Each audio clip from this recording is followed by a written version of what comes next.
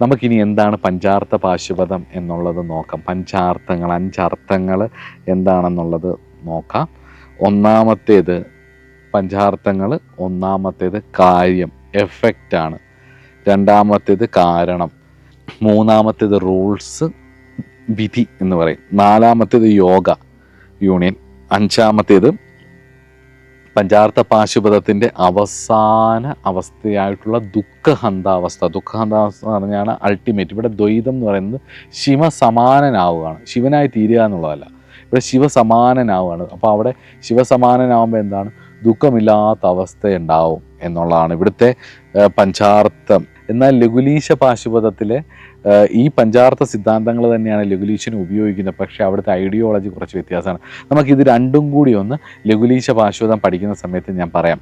ഇവിടെ പഞ്ചാർത്ഥങ്ങൾ എന്ന് പറയുന്ന പാശുപത സിദ്ധാന്തത്തിൻ്റെ അടിസ്ഥാനപ്പെട്ട 5 കാര്യങ്ങൾ എന്ന് പറയുന്നതിന് പഞ്ചാർത്ഥങ്ങൾ, അർത്ഥമുള്ള 5 കാര്യങ്ങളാണ്. അത് ഒന്നാമത്തേത് കാര്യം, രണ്ടാമത്തേത് കാരണം, മൂന്നാമത്തേത് വിധി അഥവാ റൂൾസ്, ഇത് ചെയ്യുന്നതിൻ്റെ റൂളുകൾ, മനസ്സിലായ റൂൾസ്.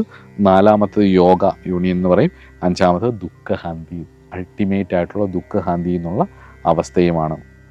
ഇവർ നമ്മുടെ സാധാരണ പറയുന്ന 4 അവസ്ഥകളിലൂടെ അല്ല പോകുന്നത്. 4 ഫോൾഡ് എയിം എന്ന് പറയത്തില്ല, ബ്രഹ്മചര്യം, ഗാർഹസ്ഥ്യം, വാനപ്രസ്ഥം, സന്യാസം എന്ന് പറയുന്ന 4 അവസ്ഥകളാണ് നമ്മൾ പൊതുവെ 4 ഫോൾഡ് എയിം, മനുഷ്യൻ്റെ ചതുർവിധ പുരുഷാർത്ഥങ്ങൾ എന്ന് നമ്മൾ പറയുന്നത്. പക്ഷേ ഇവിടെ പാശുപത ശൈവസത്തിൽ 5 കാര്യങ്ങളാണ്, പഞ്ച പുരുഷാർത്ഥങ്ങളാണ് പറയുന്നത്. അത് ഒന്നാമത്തെ ബ്രഹ്മചര്യം തന്നെയാണ്, രണ്ടാമത്തെ ഗാർഹസ്ഥ്യമാണ്, മൂന്നാമത്തെ വാനപ്രസ്ഥമാണ്, നാലാമത്തെ ഭിക്ഷ എന്ന് പറയുന്നൊരവസ്ഥയും, അഞ്ചാമത്തേത് സിദ്ധാശ്രമം എന്ന് പറയുന്ന ഒരവസ്ഥയും ഉണ്ട്. സന്യാസത്തെയാണ് അവർ സിദ്ധാശ്രമം, ആ സിദ്ധാവസ്ഥയിലെ സിദ്ധാശ്രമം എന്ന് പറഞ്ഞ് പോകുന്നത്. അപ്പോൾ ഒന്നാമത്തേത് ബ്രഹ്മചാരിയാണ്, രണ്ടാമത്തേത് ഗാർഹസ്ഥ്യമാണ്. പ്രത്യേകിച്ച് പാശുപത ശൈവസത്തിൽ എല്ലാവരും ഒന്നും ആ ഒരു വൈവാഹിക ജീവിതത്തിലേക്ക് ഇവിടെ പോകുന്നില്ല.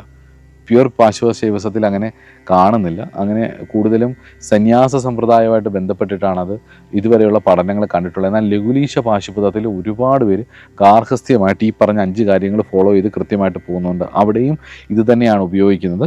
ബ്രഹ്മചാരി, ഗാർഹസ്ഥ്യം, വാനപ്രസ്ഥ, ഭിക്ഷ, സിദ്ധാശ്രമം. അതായത് സന്യാസത്തിന് മുമ്പുള്ള വാനപ്രസ്ഥത്തെ ഒരു ഭിക്ഷ എന്നുള്ള വാക്കുകൊണ്ടാണ് ഉപയോഗിക്കുന്നത്. പിന്നെ സിദ്ധാശ്രമം എന്ന് പറയുന്ന 5 കാര്യങ്ങളിലൂടെയാണ് ഇവർ മുന്നോട്ട് പോകുന്നത്. അതോടൊപ്പം തന്നെ മഹാദേവൻ്റെ, അതായത് പശുപതിയിലേക്ക് എത്തുമ്പം ഉള്ള ഈ പഞ്ചാർത്ഥങ്ങളിൽ ഏറ്റവും അവസാനത്തേതായിട്ടുള്ള ദുഃഖഹന്തി എന്നുള്ള അവസ്ഥയാണ് ഇത്. ഈ സിദ്ധാന്തത്തിൻ്റെ മെയിൻ. മോക്ഷമല്ല ഇവിടെ പറഞ്ഞത്. ഇവിടെ മോക്ഷം എന്നുദ്ദേശിക്കുന്നത് ദുഃഖഹന്തി എന്ന് പറയുന്ന അവസ്ഥയാണ്, അല്ലെങ്കിൽ ദുഃഖഹന്ത എന്ന് പറയുന്ന അവസ്ഥയാണ്. എന്താണത്? സഫറിങ് തീർന്ന് പശുപതിയോടൊപ്പം ഇരിക്കുന്ന അവസ്ഥ. പശുപതിയായി മാറുക എന്നുള്ളതല്ല, പശുപതിയോടൊപ്പം പശുപതിക്ക് സമമായി ഇരിക്കുക എന്നുള്ളതാണ് ഈ സിദ്ധാന്തത്തിൻ്റെ മെയിൻ.